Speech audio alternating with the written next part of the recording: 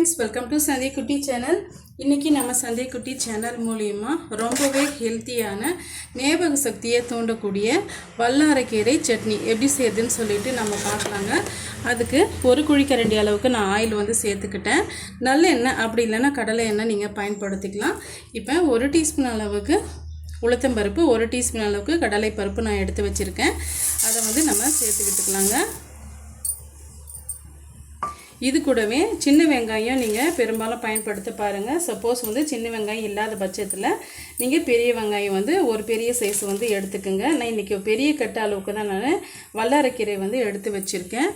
இப்போ 2 கைப்பிடி அளவுக்கு வெங்காயம் வந்து சின்ன வெங்காயம் தோல் உரிச்சிட்டு வச்சுருக்கேங்க. ஒரு 10 பல்லு பூண்டு வந்து எடுத்து வச்சுருக்கேன். அதையும் இதோடு நம்ம சேர்த்துக்கிட்டுக்கலாம். இது கூடவே 6-7 வரமிளகாய், 2 பச்சை மிளகாய் எடுத்து வச்சுருக்கேங்க. சேர்த்துக்கலாம். பச்சை மிளகாய் எதுக்காக சேர்க்குறேன்னு பார்த்தீங்கன்னா அதனுடைய டேஸ்ட் வந்து ஃப்ளேவர் நல்லாயிருக்கும். அதனால தான் சேர்த்துட்டு ஒரு 2 நிமிஷம் வந்து நல்லா வதக்கி விட்டுக்கலாங்க. முழுமையாக வதங்க வேண்டிய அவசியம் இல்லைங்க. ஏன்னா மற்ற இன்க்ரீடியன்ஸ் எல்லாம் சேர்த்து வதக்கும் போது சட்டுன்னு இந்த பொருட்கள் எல்லாமே நல்லா வதங்கி வந்துடும்.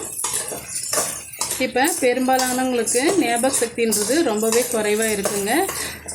சொல்லப்போனால் பிள்ளைங்களுக்கு ரொம்பவே வந்து ஞாபகம் குறைவாக இருக்கும். இது போல் நீங்கள் வல்லாரைக்கீரையே வாரத்துக்கு 2 முறை நீங்கள் செய்து கொடுத்தீங்களன்னா எதையுமே மறக்க மாட்டாங்க. அந்த அளவுக்கு ரொம்ப ஞாபகத்தை தூண்டக்கூடிய சக்தி இந்த வல்லாரைக்கீரைக்கு அதிகமாகவே இருக்குங்க. இப்போ இந்த சட்னிக்கு தேவையான அளவுக்கு நம்ம உப்பு வந்து சேர்த்துக்கலாங்க. இந்த சமயத்தில் உப்பு சேர்த்து வதக்கும் போது இந்த வெங்காயம் வெள்ளை பூண்டெல்லாம் ஓரளவுக்கு நல்லா வதங்கி வந்துடும். அதனால் நான் சேர்த்துக்கிறேன். சேர்த்துட்டு நல்லா வந்து இது போல் வதக்கி விட்டுருங்க. பாருங்கள், ஓரளவுக்கு நல்லா வதங்கி வந்த பிறகு 2 பெரிய சைஸு தக்காளி பழம் வந்து கட் பண்ணி வச்சுருக்கேன். நல்ல பழுத்த பழமாக பார்த்து சேர்த்துக்கலாம்.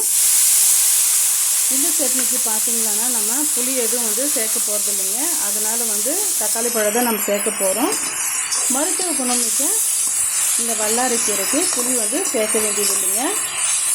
இப்போ இது ஒரு அளவுக்கு நல்லா வதங்கி வரட்டும். உப்பு சேர்த்துருக்கிறதுனால சட்டுன்னு ஒரு அளவுக்கு வதங்கி வந்துடும். பாருங்கள், இப்போ வல்லாரைக்கீரை பார்த்திங்கன்னா ஓரளவுக்கு நான் தண்டு பகுதியை எடுத்துகிட்டு பாதி அளவுக்கு நான் கட் பண்ணி வச்சுருக்கேன். நல்லா வந்து அழுத்தி பிடிச்சிங்களன்னா ஒரு 2 கைப்பிடி அளவுக்கு வரும். இது கூடவே ஒரு அரை கைப்பிடி அளவுக்கு நான் கொத்தமல்லி இலையும் நான் கட் பண்ணி வச்சுருக்கேங்க. எதுக்காக கொத்தமல்லி இலையை வந்து நம்ம கட் பண்ணி வச்சுருக்கோன்னு பார்த்தீங்கன்னா இந்த வல்லாரைக்கீரை வந்து ஒரு சிறு கசப்பு தன்மை வருங்க.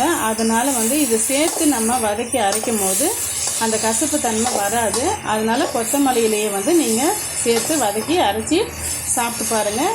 கொஞ்சம் கூட அந்த கசப்பே இருக்காது.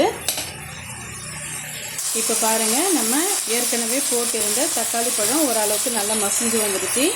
இந்த ஸ்டேஜில் நம்ம கொத்தமல்லியிலையும் வல்லாரைக்கீரையும் நம்ம சேர்த்துக்கலாங்க. சேர்த்துட்டு நல்லா வந்து வதக்கி விட்டுடலாம். வதங்கி வந்த பிறகு ஒரு கைப்பிடி அளவுக்கு தேங்காய் துருவல் வச்சுருக்கேன். இதையும் வந்து நம்ம சேர்த்துட்டு தேங்காய் சேர்த்துட்டு ஒரு 2 நிமிஷம் நம்ம வதக்கி விட்டுக்கலாங்க. அளவுக்கு வதக்கின பிறகு ஸ்டவ் ஆஃப் பண்ணிவிட்டு இது முழுமையாக ஆற விட்டுட்டு நம்ம கொஞ்சமாக தண்ணி சேர்த்து இது நல்லா வந்து ஒரு கெட்டியான சட்னி மாதிரி நம்ம அரைச்சி எடுத்துகிட்டு வந்துடலாங்க. முழுமையாக ஆற விட்ட பிறகு நீங்கள் ஜாரில் போட்டு அரைச்சி எடுத்துக்குங்க. அளவுக்கு நம்ம அரைச்சி எடுத்தாச்சுங்க. இதுக்கு ஒரு தாளிப்பு ஒன்று நம்ம கொடுத்துடலாம். ஆஸ் யூஷுவல் வந்து நார்மலாக நம்ம தாளிக்கக்கூடிய தாளிப்பு தாங்க.